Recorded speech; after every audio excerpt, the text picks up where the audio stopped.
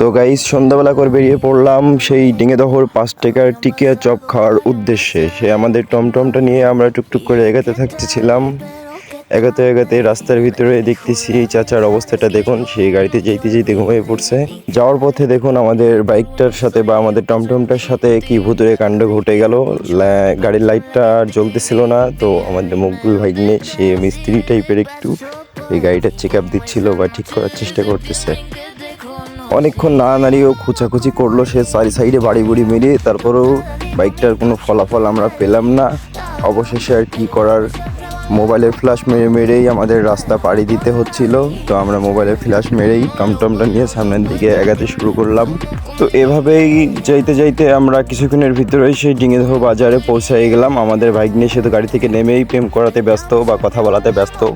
সে সাইডে যেয়ে কথা বলতেছিল, টিম করে কথা বলতেছে ফোনে। তারপরে আসার পরে আমাদেরকে টিকিয়া চপ দিয়ে গেল মামা। ওদের দেওয়ার পরে আমাকে দিল 1 প্লেট। দেখুন কীরকমভাবে খাচ্ছে বিপ্লব।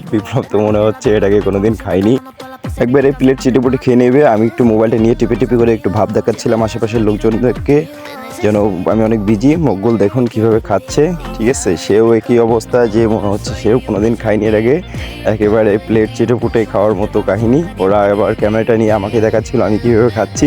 আমিও সেমভাবে খাচ্ছিলাম, কারণ টিকিয়াটা আসলেই অনেক সুস্বাদু এবং অনেক মজার ছিল, খেতে অনেক ভালো লাগছিল। আর আপনারা এসে খেয়ে চেক করে দেখতে পারেন। মকবুল তো খাওয়ার শেষে অনেক হাসাহাসি, অনেক মানে মজা লাগছে খাবারটা, এটা বলতেছিল, অনেক মজায় হাসি খুশি করতেছে। তারপরে মকবুল আমাকে বললো যে আমি একটু হাঁটা ভিডিও বানাবো, স্টাইল মেরে সে রাস্তার মাঝখান দিয়ে হাঁটতেছিল এবং আমি পেছন থেকে ক্যামেরা করতে করতে ওর পেছন থেকে যাচ্ছিলাম হাঁটতে হাঁটতে। আর টমটম নিয়ে তো বিপ্লব আগেই সামনে চলে গেছে। এবার পানের দোকানে চলে আসলাম পান খাইতে।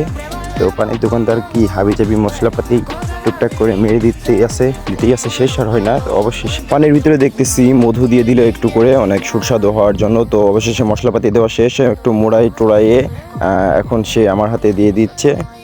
তো পানটা নিয়ে যে এখন খাবো। আর পানটা খেতে অনেক সুস্বাদু লাগে, এর আগেও আমি খেয়েছি এই দোকান থেকে। তো মুখের ভিতরে পুরো দিলাম, পানটা যেন আমার মুখের ভিতরে ধরছে না। আপনারা ভালো করে দেখুন, পানটা যে আমি মুখের ভিতরে দিতেছি মুখের ভিতরে ধরতেছে না। তো আজকের ভিডিওটা ছোট করে এখানেই শেষ।